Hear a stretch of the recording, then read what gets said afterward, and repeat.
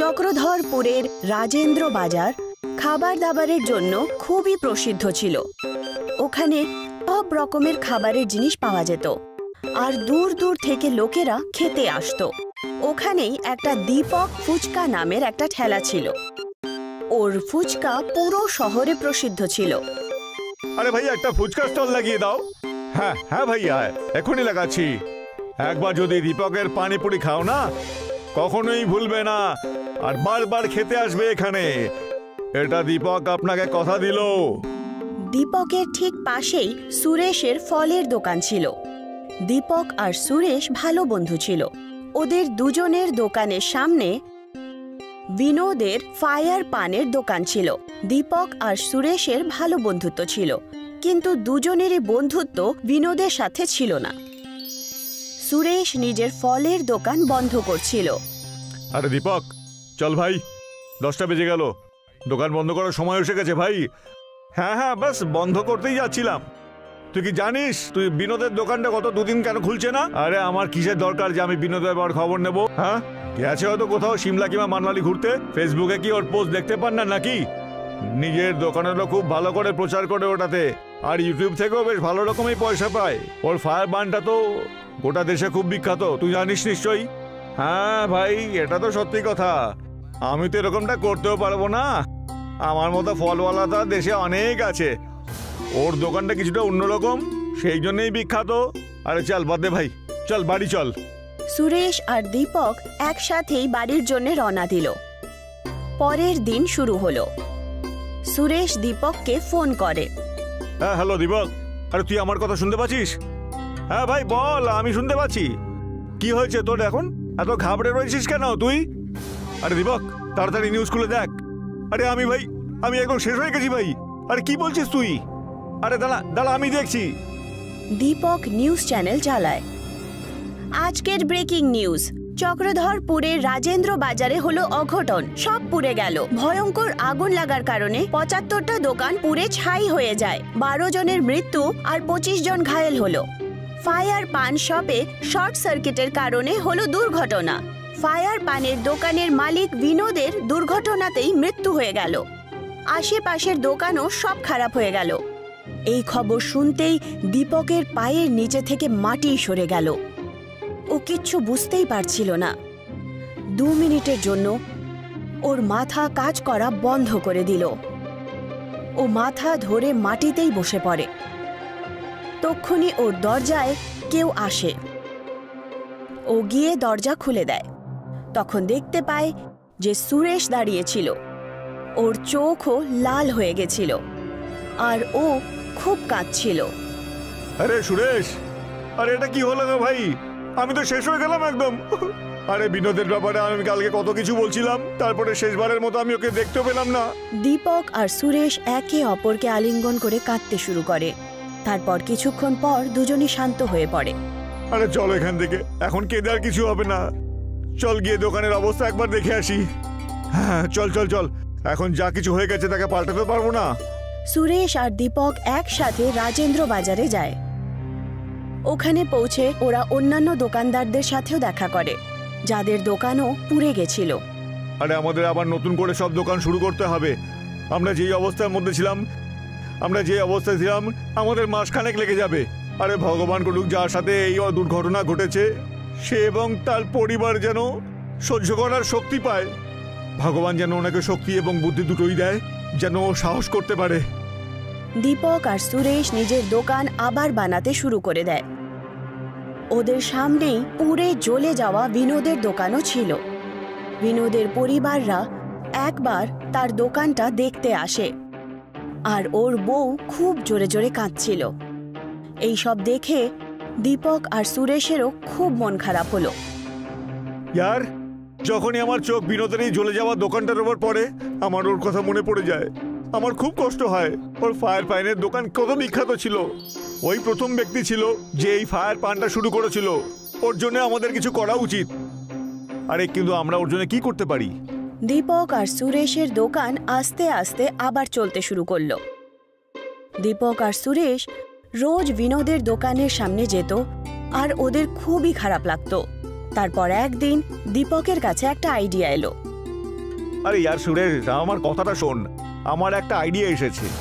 আমরা বিনোদের এই ফায়ার পান থেকে পার্ট হয়ে আমরা কি ফায়ার পানিপুরি বানাতে পারি না? এই ট্রেডিংটা বিনোদকেই দেব। এ থেকে লোক ওকে মনেও রাখবে, আর হতে পারে আমরাও বিখ্যাত হয়ে গেলাম। হ্যাঁ ইয়ার, তোর আইডিয়া কিন্তু ভালো, সম্পূর্ণ আলাদা। আমার মনে হয় এটা করা উচিত। তারপর দীপক আর সুরেশ মিলে ফায়ার পানিপুরির দোকান শুরু করে দেয়। তার মধ্যে একটা বড় পোস্টারও লাগিয়ে দেয়, যার মধ্যে বিনোদের ব্যাপারে লেখা ছিল আর তাকে ট্রিবিউট দেওয়া হয়েছিল। তাতে লেখা ছিল যে কিভাবে সে বিনোদের কাছ থেকে ফায়ার ফুচকা বানানোর আইডিয়াটা পেল। তাতে বিনোদের ব্যাপারেও লেখা ছিল যে বিনোদ সবসময় কোনো না কোনো কিছু একটা নতুন করার চেষ্টা করত। ওরা পাশেই আরও একটা বোর্ড রেখেছিল যাতে লোকেরা নিজেদের রিভিউ লিখতে পারত। দেখতে দেখতেই যুবকদের মধ্যে এই ফায়ার ফুচকা খুব ফেমাস হয়ে যায়। আরে দেখেছিস তুই, আমি বলেছিলাম না তোর এই আইডিয়াটা দারুণ সাকসেসফুল হবে? আমি আগে থেকেই জানতাম। কিন্তু বিনোদের কত ভালো লাগতো তাহলে, যে ওর কতগুলো বন্ধু ছিল, লোকে ওর সম্বন্ধে কত মিষ্টি মিষ্টি কথা আমাদের রিভিউ বোর্ডের উপর লিখে যেতে থাকতো। যদি ও এসব কিছু দেখতে পেতো তাহলে কত খুশি হতো। আরে হ্যাঁ রে यार, এই কথাটা একদম সত্যি। ও তো সত্যি করে খুব। আমাদেরও মনে হয় যে আমাদের একটা ইউটিউব চ্যানেল বানানো উচিত, যাতে আমাদেরও পরিচয় অনেক দূর পর্যন্ত হতে পারে। হ্যাঁ, এই ব্যাপারটা নিয়ে কিন্তু আমাদের একদমই আর দেরি করা উচিত নয়। তারপর সুরেশ আর দীপক ফায়ার ফুচকার নাম থেকে একটা ইউটিউব চ্যানেল বানিয়ে দেয়। ওরা ওখানে ফায়ার ফুচকার রেসিপি আর ফায়ার ফুচকা কিভাবে খাওয়া হয় সেটাও শেয়ার করে। তার মধ্যে অনেকগুলো ভিউ চলে আসে, আর দেখতে দেখতেই তার সাবস্ক্রাইবারও অনেক বেড়ে যায়। এতে যাই রোজগার হতো সেই রোজগার তারা একে অপরকে দিয়ে দিত, আর তারপর দুজনই ফেমাস হয়ে ওঠে। আর ওদের ফায়ার ফুচকা পুরো দেশে প্রসিদ্ধ হয়ে যায়, আর ওদের দোকান অন্যান্য শহরেও খুলে যায়। আমি বলেছিলাম না, আমাদের ফুচকার ব্যবসা খুবই ভালো চলবে, তুমি দেখে নিও। হ্যাঁ সুমন, আজ তোমার জন্যই আমার সংসার থেকে অভাব দূর হয়েছে, নাহলে কি জানি আমার যে কি হতো। কাহিনীটি সেই সময়ের যখন সোনু আর সুমন নামের একজন দম্পতি রামনগরের একটা বাড়িতে থাকত। সোনু ফ্যাক্টরিতে কাজ করত, আর সুমন সকাল সকাল তাকে লাঞ্চ প্যাক করে দিয়ে দিত। সোনু খুব পরিশ্রমী ছিল। আরে তুই এত পরিশ্রম কেন করছিস? তুই তো এই কোম্পানিটাকে একদম নিজের মনে করে নিয়েছিস। আরে বৌদি এত সুন্দর রান্না করে পাঠিয়েছে, আর তুই ওটা না খেয়েই কাজ করে যাচ্ছিস। আরে তাড়াতাড়ি খোল, আমার খিদে পেয়েছে। আর আমাকে বল যে তুই কি নিয়ে এসেছিস। কি রে, আমার থেকে বেশি তাড়াতাড়ি তোর খিদে পেয়ে যায় কেন রে? সবে তো লাঞ্চ টাইম হলো, একটু দাঁড়া না। আরে লাঞ্চ করার হলে তাড়াতাড়ি করে নি আমরা। আর আমার জন্য টিফিনটা খুলতো তুই। আমি বৌদির রান্না করা খাবার খেতে চাই, ব্যাস। আরে তুই একটু থাম, আগে হাত মুখটা তো আমি ধুয়ে আসি নাকি। সোনু আর আকাশ হাত মুখ ধুয়ে খাবার খেতে শুরু করে দিল। তারা প্রতিদিন নিজেদের লাঞ্চ মিলেমিশে খেত। তারপর ওরা দুজন কাজ করতে শুরু করলো। বিকেলে যখন তাদের ছুটি হলো, তখন আকাশ সোনুকে বলল, আচ্ছা শোন সোনু, আজকে তোর দিনটা কেমন কাটলো রে? ওই একই রকম কাটলো আর কি, আলাদা করে আর নতুন কি হবে? আলাদা করে কি হবে সেটা আমি তোকে বলছি। কি হয়েছে বলতো, তোকে এরকম চিন্তিত দেখাচ্ছে কেন? আচ্ছা শোন, যখন লাঞ্চ টাইমের পরে আমি বসের কেবিনের দিকে গেলাম, তখন আমি শুনলাম যে... আরে কি এমন শুনলি তুই? নিশ্চয়ই বস তোকে নিয়ে খারাপ কথা বলছিল, সেই জন্যই তুই চিন্তিত হচ্ছিলি। আরে এইসব তো চলতেই থাকে, কিন্তু আমি বসের মুখে এটা শুনতে পেলাম যে কোম্পানি নাকি একদম লোকসান হচ্ছে, তাই ফ্যাক্টরিতে যত ওয়ার্কার্স রয়েছে সবাইকে বের করে দেবে। আর এটা নাকি কাল থেকেই ওরা শুরু করে দেবে। সে কি রে, কি বলিস? যদি এরকম হয় তাহলে আমরা কোথায় যাব? এটা হতে পারে না ভাই, আমাদের পেট তো এই ফ্যাক্টরি থেকেই চলে। আর এই কাজ ছাড়া আমরা কোনো কাজও জানি না। যবে থেকে কাজ করা শিখেছি এই ফ্যাক্টরিতেই কাজ করেছি। হ্যাঁ রে, এই চিন্তাই তো আমাকে একেবারে খেয়ে ফেলছে। এখন যে কি করি কিছুই বুঝতে পারছি না। আকাশ আর সোনু সেই চিন্তাতেই হাঁটছিল। সোনু আকাশকে নিজের বাড়িতে কিছুক্ষণের জন্য নিয়ে এলো। তখনই ওখানে আকাশের স্ত্রী পূজাও চলে এলো। এ কি পূজা, তুমি এখানে কি করছো? তুমি আসতে পারো তাই না, আমি আসতে পারি না? সুমন বৌদি আমাকে ডেকেছে, বলছিল যে ফুচকা বানাচ্ছি, খেতে চলে এসো। ভালো হলো যে তুমিও চলে এলে, এখন তোমাদের দুজনের জন্য ফুচকা নিয়ে আসছি। পূজা আর সুমন আকাশ আর সোনুর জন্য ফুচকা নিয়ে আসে। সুমন খুবই সুস্বাদু ফুচকা বানাতো। ওর ফুচকা আকাশ আর সোনু খুব পছন্দ ছিল। সোনু প্রায় সময়ই তার হাতের ফুচকা খেতে এখানে আসতো। আরে বৌদি, রান্না তো তুমি দারুণ করো, আর ফুচকাগুলো তো তুমি তার চেয়েও ভালো বানাতে পারো। এই ফুচকাগুলোর মধ্যে সত্যি একদম জাদু রয়েছে, যতই খাইলে কেন কম মনে হয়। একদম সত্যি বলছো, তোমার হাতে সত্যিই জাদু রয়েছে। তুমি যে ফুচকাগুলো তৈরি করো সেগুলো সাইজে এতই বড় হয় যে একটা খেলেই জমে যায় একেবারে। তোমার হাতের ফুচকা খেয়ে আমাদের সব চিন্তা দূর হয়ে যায়। চিন্তা? কিরকম চিন্তা? কোন চিন্তার কথা বলছো তুমি? সবকিছু ঠিক আছে তো? কি রে সোনু, তুই বৌদিকে বিরক্ত করছিস কেন? তুই থাম না একটু। না, আমিও জানি তোমাদের দুজনের চিন্তাটা আসলে কি। আজকে এমনিতেও তোমাদের দুজনকে চুপচাপ লাগছে, ফ্যাক্টরি থেকে আসার পরের থেকেই। আকাশ আর সোনু না চাইতেও নিজেদের স্ত্রীকে চিন্তার কথা বলার জন্য বাধ্য হয়ে গেল, আর তারা নিজের স্ত্রীকে সমস্ত কথা বলে ফেলে, যার কারণে ওদের দুজনের স্ত্রীও চিন্তিত হয়ে পড়ে। তারপর কিছুদিন পর সেই ফ্যাক্টরি সত্যি সত্যি বন্ধ হয়ে যায়। এখন আমরা কি করব? তোমার তো কাজও চলে গেল, আস্তে আস্তে ঘরের রেশনও শেষ হয়ে যাচ্ছে। হ্যাঁ, আমি কাজ খোঁজা তো শুরু করে দিয়েছি, কিন্তু কি করি বলো তো, কোথাও তো কোনো কাজই পাচ্ছি না। যদি কোনো কাজ না পাওয়া যায় তাহলে ঘর কি করে চলবে? সুমন, খুব খিদে পেয়েছে, কিছু খাবার থাকলে দাও না। কিচ্ছু নেই খাবারের, শুধু 4টে ফুচকা রাখা আছে আর একটু জল আছে। আচ্ছা ঠিক আছে, তাহলে তাই নিয়ে এসো। 2টো তুমি খেয়ে নাও আর 2টো আমি খেয়ে নেব। এখন কালকের কথা কালকে দেখে নেব। সোনু আর সুমন দুজনেই বসে ফুচকা খেতে শুরু করলো আর পরের দিনের ব্যাপারে ভাবতে লাগলো। তক্ষুনি সুমন দাঁড়িয়ে পড়ল। কি হলো? তুমি ফুচকা খেতে খেতে দাঁড়িয়ে পড়লে কেন? যদি তোমার ঠিক মনে হয় তাহলে আমার মাথায় একটা বুদ্ধি এসেছে। সেটা কি? তোমাদের এরকম মনে হয় না যে আমি ফুচকা ভালোই বানাই? তাহলে আমি ফুচকার ব্যবসা কেন শুরু করি না? আমি বাজারে বিক্রি করতে পারি। বাহ, তুমি একদম ঠিকই বলেছ। ফুচকা তো এমন একটা জিনিস যে সবাই এটা খেতে ভালোবাসে, কিন্তু এর জন্য আমরা টাকা কোথায় পাবো? তুমি চিন্তা কেন করছো? তুমি আমার জন্য কানের দুল বানিয়েছিলে না, সেটা কোন দিন কাজে লাগবে? না না না না, তোমার গয়না আমি বিক্রি করতে পারি না। গয়না খারাপ সময়েই কাজে আসে। খাবার জন্য যখন রেশনই বেঁচে নেই, তখন এই কানের দুল নিয়ে আমি কি করব? সুমন আর সোনু কানের দুল বিক্রি করে ফুচকা বানানোর জিনিস কিনে নিল, আর সুমন নিজের হাতে সুস্বাদু ফুচকা বানানো তৈরি করে দেয়। সোনু আর সুমন ফুচকা বিক্রি করার জন্য বাজারে চলে যায়। ফুচকা ফুচকা ফুচকা, ঝাল টক ফুচকা, ঝাল টক ফুচকা, ফুচকা ফুচকা ফুচকা, একবার খেলে বারবার খেতে ইচ্ছে করবে। ফুচকা ফুচকা ফুচকা, একবার খেলেই খেতে ইচ্ছে করবে আবার। বাজারে অন্য আরো ফুচকার দোকান থাকার কারণে তাদের দোকানে কেউই ফুচকা খেতে আসছিল না, যার কারণে 3 দিন পর্যন্ত তাদের ফুচকা বিক্রি হলো না। বাজারে তো অনেক ফুচকার দোকান রয়েছে গো, আমাদের ফুচকা তো কেউ কিনতে আসছে না। যদি এইভাবেই চলতে থাকে তাহলে এই দোকানপাট তুলে আমাদের বসে থাকতে হবে, বুঝেছো? আমি এত মন দিয়ে ফুচকা বানালাম আর কেউ খেতেই আসছে না, এটা তো মোটেই ঠিক হচ্ছে না। এখন আমাদের বাড়ির খরচা কি করে চলবে? সোনু আর সুমন ওখানেই উদাস হয়ে দাঁড়িয়ে থাকে।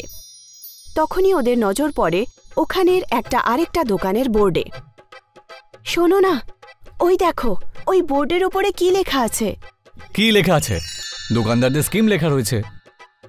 যদি আমরাও আমাদের ফুচকার দোকানে স্কিম চালু করে দিই তাহলে হতে পারে আমাদের ফুচকাও বিক্রি হতে শুরু করে দেবে। যতক্ষণ না গ্রাহকরা আমাদের ফুচকার টেস্ট করবে ততক্ষণ গ্রাহক কি করে বুঝবে? আমি ঠিক বুঝলাম না। সুমন সোনুকে সমস্ত কথা বলে, আর সোনু দোকান থেকে কিছু সামগ্রী আরও কিনে নেয় আর সুমনকে দিয়ে দেয়। সুমন একটা ফুচকাকে বাহুবলী ফুচকার মতো আকার দিয়ে দিল। আরে, এটা তো তুমি সত্যি একটা বাহুবলী ফুচকা বানিয়ে ফেলেছো। এবার নিশ্চয়ই সবাই এই ফুচকার লোভে আমাদের দোকানেই আসবে, দেখে নিও। এই বাহুবলী ফুচকার সাথে আমি একটা শর্তও রেখেছি। কেউ যদি এই ফুচকাটাকে খায় তাহলে সে 100 টাকা পুরস্কার পাবে। সোনু জোরে জোরে নিজের স্কিম সবাইকে বলছিল, যার কারণে বাহুবলী ফুচকাকে দেখার জন্য ওখানে ভিড় একত্রিত হলো। এই যে দাদারা শোনো, যেই বাহুবলী ফুচকাটা খাবে তাকে 100 টাকার পুরস্কার দেওয়া হবে। এই প্রতিযোগিতায় যারা যারা অংশ নিতে চাও তারা এই দিকে চলে এসো। এই বাহুবলী ফুচকা যে খাবে তাকে বাহুবলী বলা হবে, বুঝেছো? সোনুর এই স্কিম শোনার পর ওখানে ভিড় জমা হয় আর দুজন প্রতিযোগী নিজেদের মধ্যে ফুচকা খাওয়ার প্রতিযোগিতা করল, কিন্তু ওরা হেরে যায়। ওদেরকে দেখে ওই বাহুবলী ফুচকা খাওয়ার জন্য অন্য অনেক লোকও জমা হয়ে যায়। এই যে দাদা, তোমার এখানকার ফুচকা তো দারুণ খেতে। যদিও এই প্রতিযোগিতা আমি জিততে পারলাম না, কিন্তু তোমার এই বাহুবলী ফুচকা খেতে সত্যি একেবারে অসাধারণ। হ্যাঁ ঠিক বলেছিস, এই সাধারণ ফুচকা খেতে খেতে আমরা একেবারে বোর হয়ে গেছিলাম। এখন এই বাহুবলী ফুচকা যখন বাজারে এসেছে তা দেখে তো আমাদের মুখে একেবারে জল আসছে রে। আরে ভাই, তুই একবার খেয়ে দেখ, বাজারে সবচেয়ে ভালো ফুচকা হলো এখানেই পাওয়া যায়। একবার খেলে পরে তোমাকে বারবার আসতে বাধ্য হতে হবে।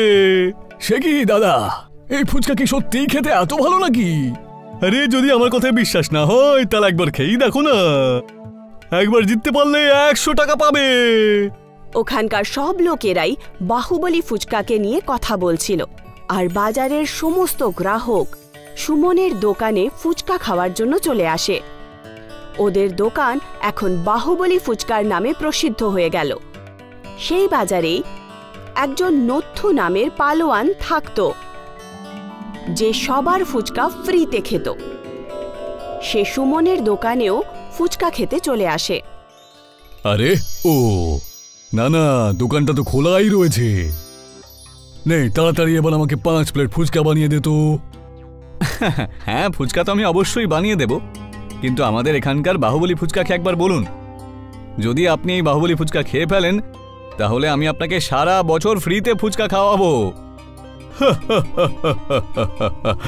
আচ্ছা, শুধু এই ব্যাপার? তাহলে তাহলে তুই একটা কাজ কর তো, এই শর্তে আরো একটা জিনিস যোগ করে দে। একটা নয়, আমি 5টা বাহুবলী ফুচকা খেয়ে দেখাবো, 5টা। যদি আপনি এই ফুচকা খেতে না পারেন তাহলে কিন্তু এই ফ্রিতে খাওয়ার অভ্যেস আপনাকে ছাড়তে হবে। ঠিক আছে, আমি তাতে রাজি। নথ্থু পালোয়ানের সামনে 5টা বাহুবলী ফুচকা রেখে দেওয়া হলো আর নথ্থু বাহুবলী ফুচকা খেতে শুরু করে দেয়। কিন্তু সেও এই প্রতিযোগিতায় হেরে যায় আর সে নিজের শর্ত অনুসারে ফ্রিতে ফুচকা খাওয়া ছেড়ে দেয়। সব লোকেরা সোনুকে অনেক অনেক ধন্যবাদ জানায় আর তার এই চেষ্টার জন্য বাহবা দেয়। কালীচরণ একজন গরিব পরিবারের লোক ছিলেন। ও নিজের ছেলে, বৌমা আর একটা নাতনির সঙ্গে থাকতেন। উনি পুরনো দিনের মানসিকতার লোক ছিলেন। ওরা একটা ছোট্ট বাড়িতে বসবাস করতেন। বাছা, আমি জানি যে আজকালকার দিনের দুনিয়া কোথায় চলে গেছে, কিন্তু তবুও বংশকে বাঁচিয়ে রাখার জন্য অন্তত একটা পুত্র সন্তান দরকার। তোমার তো শুধু মেয়ে তো নিজের শ্বশুর বাড়িতে চলে যাবে আর তোমরা দুজনেই একইভাবে থাকবে। তাই আমি চাই যে তোমাদের একটা পুত্র সন্তান হোক, তাহলেই আমি নিশ্চিন্ত হতে পারি। কিন্তু বাবা, আজকাল তো ছেলে আর মেয়ে একই সমান। আজকাল তো মেয়েরা ছেলেদের থেকে বেশি কাজ করে। মেয়েরা সব কাজেই ছেলেদের বরাবরই করতে পারে। তাহলে ছেলে মেয়েতে আপনি এত পার্থক্য কেন করেন? তোর যদি শাশুড়ি থাকতো তাহলে তারও তো একটা নাতির ইচ্ছে থাকতেই পারে, আর সেই ইচ্ছে আমারও। আপনি দেখবেন বাবা, আমার মেয়ে অনেক উন্নতি করবে আর আপনি কখনো এই ব্যাপারে দুঃখ করবেন না। কালীচরণ যে সমস্ত কথা রাজেশকে বলতেন তার জবাব তার বউ দিত। রাজেশ প্রত্যেক দিন মদ খেয়ে নেশা করত। প্রতিদিন ও মদের জন্য টাকা চাইত। বাড়িতে গরিবী হওয়ার সত্ত্বেও ও নিজের নেশা ছাড়ছিল না। কাপড়ের দোকানে কাজ করে ও যাই রোজগার করত তা দিয়ে ও মদ খেয়ে নিত। আর এই কারণে পুষ্পা খুবই চিন্তিত ছিল। আজকে আবার মদ খেয়ে এসেছো? আরে কতবার বলেছি যে মেয়ের সামনে মদ খেয়ে বাড়িতে এসো না। মেয়ের চোখে অনেক রকমের প্রশ্ন দেখেছি আমি, যার উত্তর দেওয়া আমার পক্ষে সম্ভবই হচ্ছে না। বাড়িতে খাবার জিনিস এত কষ্ট করে আনা হয়, আর তুমি হলে যে রোজ মদ খেয়ে আসো। আমার সামনে বেশি ভজভজ করিস না তো, যত সব। তাড়াতাড়ি খেতে দে, আমার খুব খিদে পেয়ে। যা খাবার নিয়ে যা বলছি। আরে বাছা, চলো আমরা একসাথে বসে খাই। রাজেশ আর কালীচরণ খাবার খেতে বসে পড়ে।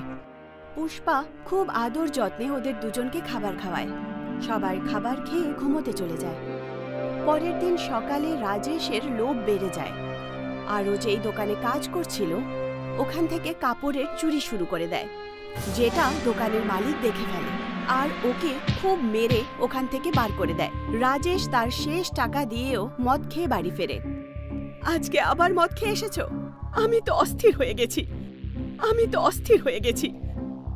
আমি না তোকে আর সহ্য করতে পারছি না, বিরক্ত হয়ে পড়েছি। যবে থেকে তুই আমার জীবনে এসেছিস আমার জীবনটা একেবারে শেষ হয়ে গেছে। হ্যাঁ, আজকে ওই দোকানদার আমাকে কাজ থেকে তাড়িয়ে দিয়েছে, সেই জন্যই আমি আজকে মদ খেয়ে এসেছি। এতে আমার কি দোষ বলো? না না না না না, পুরো ভুল তো আমারই। না আমি তোর সাথে বিয়ে করতাম আর না এসব কিছু ঘটতো। আমি ভেবেছিলাম তুই পণে অনেক কিছু নিয়ে আসবি, কিন্তু তুই একটা কানাকড়িও নিয়ে আসিসনি।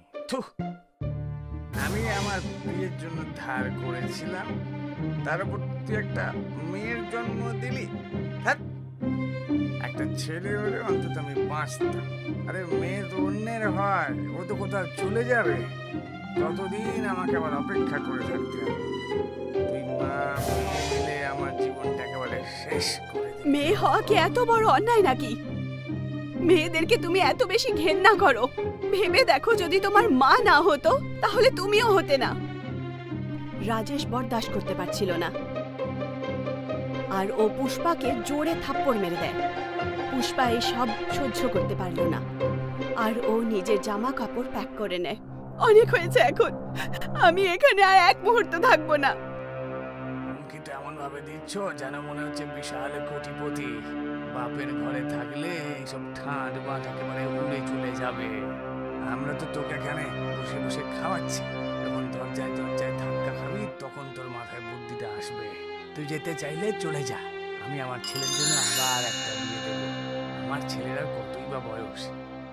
পুষ্পা বাড়ি ছেড়ে চলে তো যায়, কিন্তু ও বুঝতেই পারছিল না যে ও কোথায় যাবে, কারণ গরিব মা বাবা নিজের মেয়েকে এই অবস্থায় দেখে বাঁচতে পারবে না, আর ও তাদের উপরে বোঝা হয়ে থাকতে চাইছিল না। তাই ওরা রাস্তার পাশে বসে পড়ে। তখনই ওরা দেখতে পায় যে স্কুলের কিছু বাচ্চা পিঠে ব্যাগ নিয়ে চলে যাচ্ছে। আমি বললাম না তুই খেতে পারবি না? না মা, আমি তো ফুচকাই খেতে চাই। তোর মুখ তো এইটুকু, আর ফুচকা হয় অনেক বড়, মুখে ব্যথা হয়ে যায় তোর, সমস্ত জলও বাইরে বেরিয়ে আসে। আমি তো খেতে দেব না ফুচকা তোকে। তাহলে ফুচকা খাওয়ার জন্য কি আমি বড় হওয়ার জন্য অপেক্ষা করে থাকবো? আমার তো খুব ইচ্ছে করছে। আচ্ছা জলটাই খাইয়ে দাও। ঠিক আছে, ফুচকা আমি খেয়ে নেব, তোকে জল খাইয়ে দেব। এই সব কিছু পুষ্পা দেখছিল। এটা দেখে সে চিন্তা করতে লাগলো যে আমরা কেন না একটা ছোট্ট ছোট্ট ফুচকা বানানো ঠেলা বানাই। ও নিজের মেয়ের হাত ধরে নিজের হাতের একটা চুড়ি বিক্রি করে ফুচকা বানানো শুরু করে দেয়, আর তার সাইজ ছোট্ট রাখে যাতে সমস্ত বাচ্চারা সেগুলো ভালো করে খেতে পারে। সবাই বড়দের খাবার দাবারের ব্যাপারে ভাবে, ছোট্ট বাচ্চাদের কথা কেউ ভাবে না। আমি তো এই বাচ্চাদের ব্যাপারে ভাবতেই পারি। বাচ্চাদের জন্য আমি ছোট্ট ছোট্ট ফুচকা বানিয়ে এনেছি। বাচ্চারা এটা খেয়ে নিশ্চয়ই খুশি হবে। চলো ওদের খাওয়াই। ফুচকা নিয়ে নাও, মিনি পানিপুরি, ছোট্ট ছোট্ট ফুচকা খেয়ে যাও। ওর ছোট্ট ছোট্ট ফুচকা দেখে ছোট বাচ্চাদের মনে লোভ চলে আসে। প্রথম দিন তো কম বাচ্চারাই ফুচকা খেতে এলো, কিন্তু তার ফুচকার টেস্ট খুব ভালো ছিল, যার কারণে স্কুলের বাইরে ফুচকার ঠেলার সামনে বাচ্চাদের লাইন লেগে যায়। বাচ্চাদের ফুচকা খাইয়ে পুষ্পা খুব খুশি হয়। শুনুন দিদি, আপনি এই মিনি পানিপুরির ঠেলা লাগিয়ে খুব ভালো কাজ করেছেন। বাচ্চারা তো ছোট্ট ফুচকা কোথাও পেত না, সবার আকার খুব বড় হয়, যার কারণে ছোট বাচ্চারা ফুচকা খেতেই পারত না। কিন্তু আপনি বাচ্চাদের হিসেবে ছোট ছোট ফুচকা বানিয়ে বাচ্চাদেরকে খুব খুশি করেছেন। এটা খুব ভালো কাজ করেছেন। তুমি কখনো এই মিনি পানিপুরির জল খেয়ে দেখেছো? জল খেয়ে দেখো, তুমিও এই মিনি পানিপুরির ফ্যান হয়ে যাবে। আমার বাচ্চারা তো রোজ এই ছোট্ট ফুচকা খেতে আসে, আর ওদের সাথে সাথে আমিও খেয়ে নিই। ইনি তো আমার ফেভারিট পানিপুরিওয়ালি হয়ে গেছে। এটা ছাড়া তো আমাদের খাবারই হজম হয় না। কেন না, সব লোকেদেরই এই ছোট্ট ফুচকা খাওয়ার জন্য মনে লোভ জাগবে। এরকম মনে হয় শুধু খেতেই থাকি খেতেই থাকি। এই ছোট্ট ফুচকা তো আমি বাচ্চাদের জন্য বানিয়েছিলাম, কিন্তু আপনাদেরও এটা ভালো লাগলো? এটা তো আমার সৌভাগ্য। মশলা তো আমি খুবই সিম্পল রেখেছি, যাতে বাচ্চারা ভালো করে খেতে পারে। সব পুষ্পার ছোট্ট ফুচকা খুব মন ভরে খেত। তার মিনি পানিপুরি শহরে খুব প্রসিদ্ধ হয়ে ওঠে। ও খুব কম দামে ছোট্ট ফুচকা বিক্রি করত, যার কারণে তার গ্রাহক আরো বেশি বাড়তে শুরু করলো। আর ও তার নিজের রোজগার দিয়ে একটা নতুন ঘর কিনলো, আর যেখানে ও ঠেলা লাগাতো ওখানে একটা দোকান তৈরি করলো, আর নিজের মেয়ের সাথে হাসি খুশি জীবন কাটাতে লাগলো।